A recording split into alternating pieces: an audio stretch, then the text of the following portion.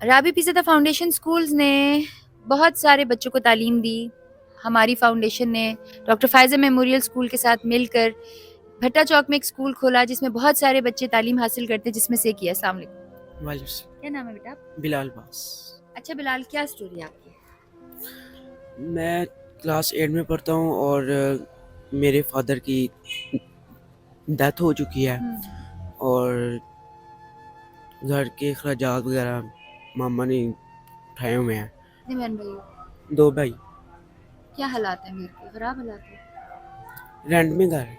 Problem क्या है ज़िंदगी में? बस ये कि मतलब किसी के ऊपर बोझ ना बने। ये जो है ना मेरा बहादुर बेटा, इंशाल्लाह ये बड़ा होगा, ये अपनी मामा को भी सपोर्ट करेगा, ये अपने दादा को भी सपोर्ट करेगा और आज ये कह रहा है कि मेरी मामा ने सब बोझ उठाया हुआ है और कल को इंशाल्लाह ये बोझ उठाएगा। I am proud of you इंशाल्लाह, and you will do that इंशाल्लाह।